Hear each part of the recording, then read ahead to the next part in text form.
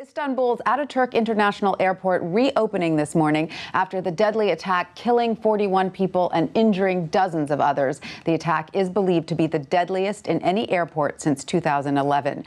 Turkish officials have implicated the Islamic State, but no group has yet claimed responsibility. This morning, security is tightening at airports both abroad and here in the U.S. Joining us to discuss the broader implications of this attack is Rand Corporation senior policy analyst Andrew Liepman. Andrew, thanks for being with us. The Turkish prime minister has broadly implicated ISIS as responsible for this. Why has ISIS not come forward or made any sort of statement? Is this unusual for ISIS? It is a bit puzzling, but it's really not unusual if you think about some of the big attacks that ISIS was responsible for.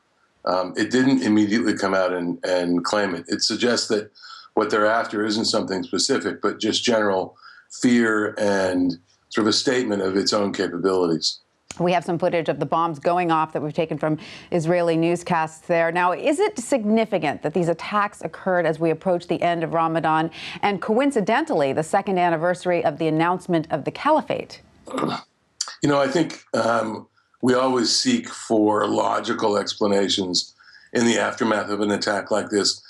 But I'm not convinced that there's a definite link between any particular event, whether it's Ramadan or I've even heard that the reestablishment of relations between Turkey and Israel may have prompted the attack. I think the attackers have some linkage to ISIS, it seems, but how much direction is unclear. I think they did it when they thought they could. Right. Now, Andrew, both at home and abroad, we're now seeing airport security tighten today. JFK was briefly shut down for something unrelated. But this attack came about even with strict security. Ataturk Airport is one of the few that checks cars as they arrive into the terminal. So do we know more about how this attack was carried out? Well, I think, from what we know now, which is not very much, they came in through a taxi. Not all cars are searched, certainly.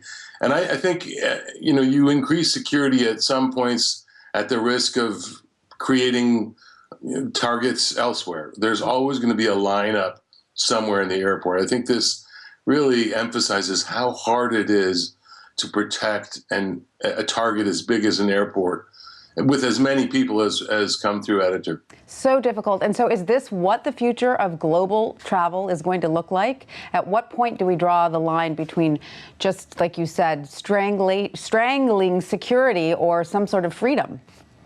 Right. Well, we've asked ourselves that question any number of times since 9/11.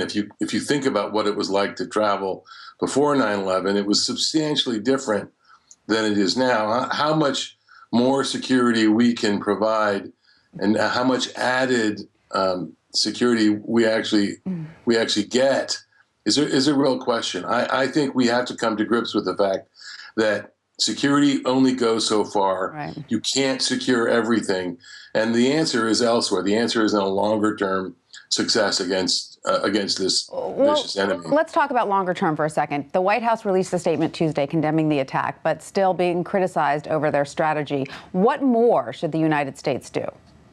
Well, I think it's, the long term, the persistent approach of defeating the Islamic State in the caliphate is a really important and probably priority goal.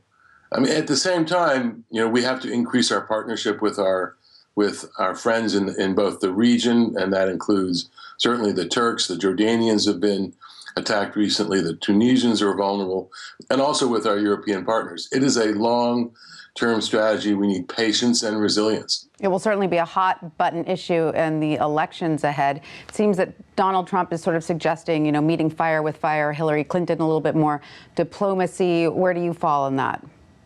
Right. I think this is a long-term fight. And, it sounds good to say that, we're going to bomb them into the carpet bombing. That really, doesn't impress our enemy, and it doesn't really get us very far. I think we do need a long-term strategy of careful, well-thought-through strategy that includes not just military action, but also, detecting lone wolves here at home, partnering with the more vulnerable and you know, all our allies overseas. Andrew Liepman, thank you so much for that. Thank you. Good to be with you.